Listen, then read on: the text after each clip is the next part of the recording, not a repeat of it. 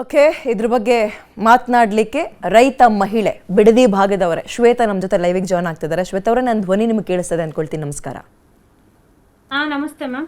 ನಿಮ್ಮ ಆಕ್ರೋಶದ ಹಿಂದಿನ ಅಸಹಾಯಕ ಪರಿಸ್ಥಿತಿ ಇಡೀ ರಾಜ್ಯದ ಜನತೆಗೆ ಕಾಣಿಸ್ತಾ ಇದೆ. ಶ್ವೇತಾ ಅವರೇ, ನೋಟಿಫಿಕೇಶನ್ ಹೊಡಿಸಿದ್ದಕ್ಕೆ ನೀವೆಲ್ಲರೂ ಒಂದ್ ರೀತಿ ಏನಪ್ಪ ಮಾಡೋದು ಅಂತ ಕೇಳ್ತಾ ಇದ್ರಿ. ಈಗ DPR ನೇ ರೆಡಿ ಮಾಡ್ಬಿಟ್ಟಿದ್ದಾರೆ. ಏನ್ ಅನ್ನಿಸ್ತಾ ಇದೆ? ಏನಂದ್ರೆ ಇದು ಪ್ರಜಾಪ್ರಭುತ್ವ ವ್ಯವಸ್ಥೆನೇ ಅಲ್ಲ ಅನ್ನಿಸ್ತಿದೆ. ಮಾತಾಡಿ. ಇದು ಪ್ರಜಾಪ್ರಭುತ್ವ ವ್ಯವಸ್ಥೆನೇ ಅಲ್ಲ. ಜೊತೆಗ್ ನಾವ್ ಏನ್ ಹೋರಾಟ ಮಾಡಿದ್ರು ಅವ್ರು ನಮ್ನೇನಕ್ಕೂ ಲೆಕ್ಕಕ್ಕೆ ತಗೋತಿಲ್ಲ. ಅಂದ್ರೆ ನಾವ್ ಇಲ್ಲಿನ ಪ್ರಜೆಗಳಲ್ಲ ಅಂತ ಅವ್ರೇನಾದ್ರು ಅನ್ಕೊಂಡಿದಾರ, ಅದ್ ನಮಗ್ ಗೊತ್ತಿಲ್ಲ.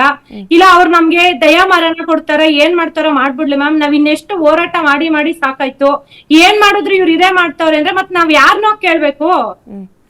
ಶ್ವೇತಾ ಅವರೇ, ನೀವು ವೋಟ್ ಹಾಕಿ ಅತ್ಯದ್ಭುತ ನಂಬರ್ಸ್ ಇಂದ ಗೆಲ್ಲಿಸಿದಂತಹ ನಿಮ್ಮ MLA ಎಲ್ರಿಗೆ ಹೋಗಿದ್ದಾರೆ ಮ್ಯಾಮ್? ಅವರು 460 ದಿನದ ಹಿಂದೆಯಿಂದಾನೇ ಕಾಣೆ ಆಗ್ಬಿಟ್ಟಿದ್ದಾರೆ.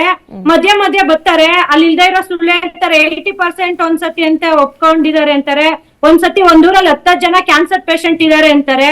ಏನಾದ್ರೂ ಒಂದೊಂದು ಸುಳ್ಳು ಹೇಳೋದು, ತಪ್ಪಿಸ್ಕೊಳ್ಳೋದು. ಅಂದ್ರೆ ಅವ್ರು ನಮ್ ಮುಂದೆ ಒಂದ್ ಸುಳ್ಳು ಹೇಳ್ತಾ ಇಲ್ಲ, ಯಾವ್ದೋ ಮಾಧ್ಯಮಗಳ ಮುಂದೆ. ನಾನ್ ಹೇಳೋದು, ಸರ್ ಬೈದ್ಮಂಗ್ಳಗ್ ಬನ್ನಿ, ನೀವ್ ಹೇಳಿ ಎಲ್ಲಿ ಕ್ಯಾನ್ಸರ್ ಪೇಷಂಟ್ ಅಂತೀರಲ್ಲ, ಎಲ್ಲಿ ದೊಡ್ಡ ದೊಡ್ಡ ಹಾಸ್ಪಿಟ್ಲ್ ಮಾಡ್ಸಿದೀರಾ, ಯಾರು ಟ್ರೀಟ್ಮೆಂಟ್ ಕೊಡ್ಸಿದೀರಾ? ಒಂದೊಂದ್ ಊರಲ್ಲಿ 10 ಅಂದ್ರೆ 27 ಹಳ್ಳಿ ಇದೀವಿ. 2700 ಜನ ಕ್ಯಾನ್ಸರ್ ಪೇಷಂಟ್ ಇದಾರ ಮ್ಯಾಮ್. ಹೇಳಕ್ಕೂ ಸುಳ್ಳು ಹೇಳಕ್ಕೂ ಅಟ್ಲೀಸ್ಟ್ ಒಂದ್ ಅರ್ಥ ಇರ್ಬೇಕು, ಒಂದ್ ಮಾನವೀಯತೆ ಇರ್ಬೇಕು. ಪಕ್ಷ ರಾಜಕೀಯ ಅಲ್ಲ, ಒಬ್ಬ ವ್ಯಕ್ತಿಯಾಗಿ ಮಾತಾಡಕ್ ಹೇಳಿ, ಅವ್ರನ್ನ ಮಾನವೀಯತೆ ದೃಷ್ಟಿಯಿಂದ ಮಾತಾಡಕ್ ಹೇಳಿ. ಕ್ಯಾನ್ಸರ್ ಅಂದ್ರೆ ಅದು ಸುಮ್ನೆ ಸಾಮಾನ್ಯ ರೋಗ ಅಲ್ಲ. ನಿಮ್ಮೂರಿನ MLA ಮಿನಿಸ್ಟರ್ ಆಗ್ಬೇಕು ಅನ್ನೋ ತವಕದಲ್ಲಿ ನಮ್ಮೂರಿನ ಜನರು ಹಾಳಾಗೋಗ್ಲಿ, ಯಾರಿಗ್ ನಾನ್ ಸರೆಂಡರ್ ಆಗ್ಬೇಕು, ಯಾರು ಮಾತು ಕೇಳ್ಬೇಕು, ಇಷ್ಟಕ್ ಮಾತ್ರ ಸ್ಟಿಕ್ ಆನ್ ಆಗೋಣ ಅನ್ಕೊಂಡಿದಾರ. ಮಿನಿಸ್ಟರ್ ಆಗೋ ಭರದಲ್ಲಿ, ಆ ಆಸೆಯಲ್ಲಿ ಊರಿನ ಜನ ಸತ್ಯ ಪರವಾಗಿಲ್ಲ, ಕಣ್ಣೀರ್ ಹಾಕಿದ್ರು ಪರವಾಗಿಲ್ಲ ಕಣ್ಮರ್ಸ್ಕೊಂಡು ಓಡಾಡ್ತಾ ಇದಾರ ನಿಮ್ಮೂರಿನ MLA. ಅವ್ರ ಕಣ್ಮರನೇ ಆಗ್ಬಿಟ್ಟಿದಾರ ಮ್ಯಾಮ್. ಯಾಕಂದ್ರೆ 460 ದಿನದಿಂದ ಬೀದಿಲ್ ಕೂತಿದೀವಿ. ಹೆಣ್ಮಕ್ಳು ಗಂಡ್ಮಕ್ಳು ಎಲ್ಲ, ಯಾವ್ದೇ ಭೇದ ಭಾವ ಇಲ್ಲ ನಮ್ಗೆ. ವಯಸ್ಸಾಗಿರೋರು ಎಲ್ಲ ಕೂತಿದೀವಿ. ಅವ್ರ 460 ದಿನ ಕಣ್ಣೇ ಕಾಣ್ತಿಲ್ವಾ, ಕಿವಿನೂ ಕೇಳಿಸ್ತಿಲ್ವಾ ನಾವ್ ಬಡ್ಕೋತಿರೋದು? ಮತ್ತೆ ಅವ್ರ ಯಾವ ಕ್ಷೇತ್ರದ MLA ಅವರು? ನಮ್ ಕ್ಷೇತ್ರಕ್ಕೆ ಯಾಕೆ ಬರ್ಬೇಕಿತ್ತಲ್ವಾ ಅವ್ರ ಓಟ್ ಕೇಳಕ್ಕೆ? ನಮ್ ಕೈಲಿ ಓಟ್ ಹಾಕ್ಸ್ಕೊಂಡ್ ಹಿಂಗ್ ಬೀದಿಲ್ ಬಂದ್ ನಿಂತಿದ್ರೆ ಪ್ರಶ್ನೆ ಕೇಳ್ರಿ. ನೀವು ನಿಮ್ ಊರ್ನಲ್ಲಿ ನಿಂತ್ಕೊಂಡ್ ಪ್ರೊಟೆಸ್ಟ್ ಮಾಡಕ್ಕಿಂತ MLA ಮನೆ ಹತ್ರ ಹೋಗಿ ಪ್ರೊಟೆಸ್ಟ್ ಮಾಡಿ, ಪ್ರಶ್ನೆ ಕೇಳಿ. ದಯವಿಟ್ಟು ನಿಮ್ ಮುಖ ಬಿಂದುವನ್ನ ತೋರಿಸಿ, ಕಣ್ ತುಂಬ್ಕಂತೀವಿ. ಓಟ್ ಹಾಕಿದಾಗ ನಾವು ನೋಡಿದ್ದು, ಓಟ್ ಕೇಳಕ್ ಬಂದಾಗ ನಾವು ನೋಡಿದ್ದು, ದಯವಿಟ್ಟು ಮುಖ ತೋರಿಸಿ ಸ್ವಾಮಿ ಅಂತ ಕೇಳ್ರಿ ನೀವು ಅಲ್ಲಿ ಹೋಗಿ. ಅದೇ ಹೋಗ್ ಕೇಳಿದ್ರೆ ಏನ್ ಹೇಳ್ತಾರೆ? ಯಾವ್ದೋ ಇನ್ನೊಬ್ರ ಮೇಲೆ ಎತ್ತಾಕ್ತಾರ ಅವ್ರಿಂದ ಅಂತ ಅಷ್ಟೇ ಮ್ಯಾಮ್. ಅವ್ರ ಉತ್ತರ ನಮ್ಗೆ ಗೊತ್ತ ಅವ್ರ ಏನ್ ಹೇಳ್ತಾರೆ. ಅವರಿಂದ ಇವ್ರನ್ನ ಯಾಕೆ ಓಟ್ ಗೆಲ್ಲಿಸ್ಬೇಕಿತ್ತಂತೆ ಬಿಡ್ದಿ ಜನ? ಬೇರೆಯವ್ರಿಂದ ಇವ್ರನ್ನ ಯಾಕೆ ಗೆಲ್ಲಿಸ್ಬೇಕಿತ್ತಂತೆ? ಅದೇ ಇವ್ರು ಬಂದು ಓಟ್ ಕೇಳಿದ್ರು, ಅದೇ ಅವ್ರನ್ನೇ ಕರ್ಕೊಂಡ್ ಬಂದ್ ಕೇಳ್ಬೇಕಿತ್ತು. ಇವ್ರನ್ನ ನೋಡಿ ಓಟ್ ಹಾಕಿ ಇವ್ರ ಕನ್ಸ್ನ ನಾವ್ ನನ್ಸ್ ಮಾಡ್ತೀವಿ. ಯಾಕಂದ್ರೆ ಅವ್ರ ಕನ್ಸ್ ಬಾಲಕೃಷ್ಣ ಅವರಲ್ವಾ ನಿಮ್ಮ MLA? ಯಾರು ಬಾಲಕೃಷ್ಣ ಅವರಲ್ವಾ? ನಾನ್ ಹೇಳ್ತಾ ಇರೋದು, ರೈತರ ಕನ್ಸ್ನ ನನ್ಸ್ ಮಾಡಿ, ಯಾರೋ ಬೇರೆ ನಿಮ್ ಆಪೋಸಿಟ್ ಪಕ್ಷದವ್ರ ಕನ್ಸ್ನ ನನ್ಸ್ ಮಾಡಕ್ ಹೋಯ್ತಿರಲ್ಲ, ಇದೇನಾ ನಿಮ್ ಪ್ರಣಾಳಿಕೆ ಅಂತ ಅವ್ರನ್ನ ಕೇಳ್ತಾ ಇರೋದು. ನಿಮ್ ಕನ್ಸ್ನ ನನ್ಸ್ ಮಾಡ್ಕೊಳ್ಳಿ, ನಿಮ್ ಪಕ್ಷದೇನಿದೆ ಅದನ್ ಪ್ರಣಾಳಿಕೆನ ಜಾರಿಗೆ ತನ್ನಿ. ಬೇರೆಯವ್ರ ಪಕ್ಷದವ್ರದ ನಾವ್ ಜಾರಿಗೆ ತರ್ತೀರಾ ಅಂತಾರಲ್ಲ, ನಿಮ್ಗೆ ನಾಚಿಕೆ ಆಗಲ್ವಾ? ನಿಮ್ಗೆ ನಿಮ್ಮೂರಿನ MLAಗೆ ಇನ್ನೊಂದ್ಸಲ ಗೆಲ್ಬೇಕು ಅನ್ನುವ ಆಸೆ ಇಲ್ವಂತ, ನಿರೀಕ್ಷೆ ಇಲ್ವಂತ? ಇದ್ ಲಾಸ್ಟ್ ಟರ್ಮು, ಯಾರು ಏನಾದ್ರು ಮಾಡ್ಕೊಳ್ಳಿ, ನಾನು ಮನೆ ಒಳಗೆ ಬೆಚ್ಚು ಕುತ್ಕೊಳ್ಳೋಣ, ರೆಸಾರ್ಟ್ ಒಳಗೆ ಬೆಚ್ಚು ಕುತ್ಕೊಳ್ಳೋಣ, ಇದೊಂದ್ಸಲ ಮಿನಿಸ್ಟರ್ ಆಗ್ಬಿಡೋಣ, ಊರಿನ ಜನ ಹಾಳಾಗೋಗ್ಲಿ, ಬಿಡದಿ ಇತ್ತ ಇಲ್ವಾ ಅಂತ ಅನ್ನಿಸ್ಕೊಳ್ಳಿ ಅನ್ನೋ ಹಂತಕ್ಕೇನಾದ್ರು ಬಂದಿದಾರಾ? ರೈತರು ಕಣ್ಣೀರ್ ಹಾಕ್ತಾ ಇದಾರೆ, ಹೆದರ್ಕೊಳ್ತಾ ಇದಾರೆ, ನಾಳೆ ಬೆಳಗ್ಗೆ ಇನ್ನೇನಾಗುತ್ತೋ ಅನ್ಕೊಳ್ತಾ ಇದಾರೆ. ಎಲ್ರಿ ನಿಮ್ ಊರ MLA?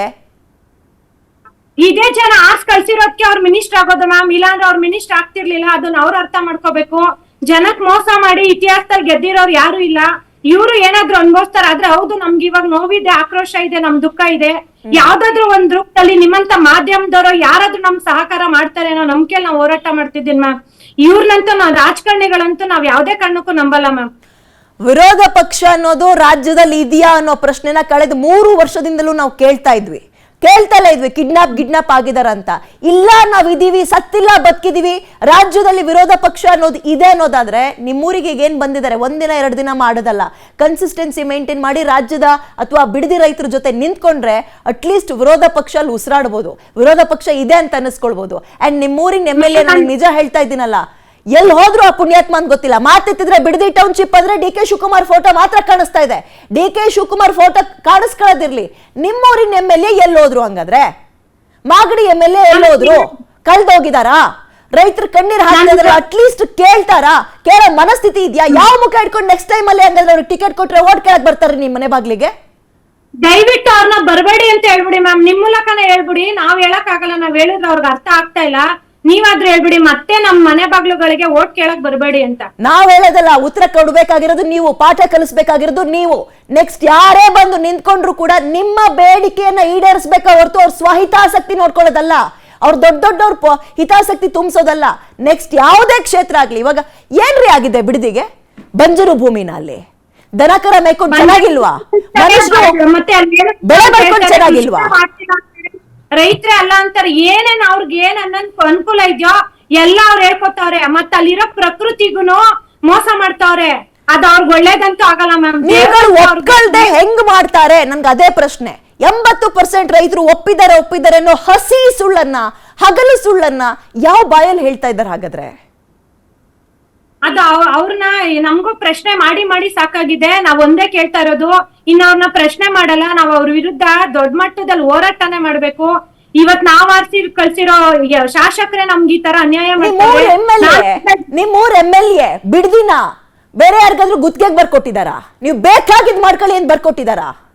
ಯಾಕ್ರಿ ಬರ್ತಾ ಇಲ್ಲ ನಿಮ್ಗೆ? ಬರ್ಕೊಟ್ಬಿಟ್ಟಿದ್ದಾರೆ. ಬೇರೆಯವ್ರ ಹೆಸರು ಹೇಳೋದು, ಬೇರೆಯವ್ರ ಮೇಲೆ ಅಪರಾಧ ಹೊಡ್ಸೋದು ಅವ್ರು ಚೆನ್ನಾಗಿ ರೂಢಿ ಮಾಡ್ಕೊಬಿಟ್ಟಿದ್ದಾರೆ. ಅವ್ರು ಏನಾದ್ರು ನೀವ್ ಇವಾಗ ಏನಾದ್ರು ಕೇಳಿದ್ರು ಅದಕ್ಕೊಂದ್ ಜಾರಕ್ಕೆ ಉತ್ತರ ಕೊಟ್ಬಿಟ್ಟು ಅವರು ಸುಮ್ನಾಗ್ಬಿಡ್ತಾರೆ ಅಷ್ಟೇ ಮ್ಯಾಮ್.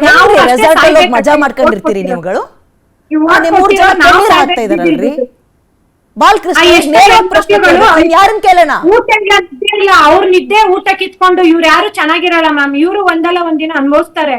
ಅವ್ರ ನೋವು ಶಾಪ ಇವ್ರ ತಟ್ಟೆ ಬೇಗ ತಟ್ಲಿ ಅಂತಾನೆ ನಾನ್ ಕೇಳೋದ ದೇವ್ರನ್ನ. ಇನ್ನು ಶ್ವೇತಾ ಅವರೇ, ನಾನು ಅದಕ್ಕೆ ಹೇಳಿದ್ದು, ನಿಮ್ ಈ ಆಕ್ರೋಶದ ಹಿಂದಿರೋ ಅಸಹಾಯಕತೆ, ಬಿಡದಿ ಜನರ ಅಸಹಾಯಕತೆ ಮಾಧ್ಯಮಗಳಿಗೆ ಕಾಣಿಸ್ತಾ ಇದೆ. ಆಡಳಿತ ಪಕ್ಷದವ್ರಿಗೆ ಕಾಣಿಸುತ್ತೋ ಬಿಡುತ್ತೋ, ವಿರೋಧ ಪಕ್ಷಗಳಿಗೆ ಕಾಣಿಸಿದ್ರೆ ಸಾಕು. ಶೋ ಆಫಿಗೆ 2 ದಿನ ಹೋಗಿ ಬರೋದಲ್ಲ, ರ್ಯಾಲಿ ಮಾಡೋದಲ್ಲ, ನಿಮ್ಗಳ ಜೊತೆ ನಿಂತ್ಕೋಬೇಕು. ವಿಧಾನಸೌಧದಲ್ಲಿ ಕುತ್ಕೊಂಡು ನಾನು ಅಹೋರಾತ್ರಿ ಧರಣಿ ಮಾಡ್ತೀವಿ ಅನ್ನೋದಲ್ಲ. ನಿಮ್ಮನೆ ಬಾಗ್ಲ ಹತ್ರ ಚಾಪೆ ಹಾಕೊಂಡು ಮಲ್ಕೊಂಡು ಅಹೋರಾತ್ರಿ ಧರಣಿ ಮಾಡಿದ್ರೆ ವಿರೋಧ ಪಕ್ಷಗಳು ಇದಾವೆ ಅಂತ ಗೊತ್ತಾಗುತ್ತೆ. ಪ್ಲೀಸ್ ವಿರೋಧ ಪಕ್ಷದವ್ರು ನಾನೊಂದೇ ಒಂದ್ ಮಾತು ಹೇಳ್ತೀನಿ. ನಾವೇನ್ ಬೆಂಗಳೂರಿಂದ ತುಂಬಾ ದೂರ ಇಲ್ಲ, 20-25 ಕಿಲೋಮೀಟರ್ ಇದ್ವಿ. ಇನ್ 460 ದಿನ ಆದ್ಮೇಲೆ ನೀವು ಬಂದಿದ್ದೀರಾ ನಮ್ ಕ್ಷೇತ್ರಕ್ಕೆ ಅಂದ್ರೆ ಇದಕ್ಕೆಲ್ಲ ಕಾರಣ ಮಾಧ್ಯಮದವರು ನಮ್ಗೆಲ್ಲ ಸಹಕಾರ ಮಾಡೋದಕ್ಕೆ ಇವತ್ ನೀವು ಬಂದಿದ್ದೀರಾ. ಆದ್ರೂ ನಾವು ನೀವು ಲೇಟ್ ಆಗಿ ಬಂದ್ರು ನಾವು ನಿಮ್ನ ಸ್ವಾಗತಿಸ್ತೀವಿ. ಆದ್ರೆ ನೀವ್ ಯಾವತ್ತೋ ಬಂದು ನಮ್ ಜೊತೆ ಸಭೆ ಸಮಾರಂಭ ಮಾಡ್ಬಿಟ್ಟು ಹೋಗ್ಬೇಡಿ. ನೀವು ವಿಧಾನಸೌಧದಲ್ಲಿ ಧ್ವನಿ ಎತ್ತಿ ನಮ್ ಪರವಾಗಿ ಮಾತಾಡಿ ಅಂತ ಹೇಳ್ತಾ ಇದ್ದೀನಿ.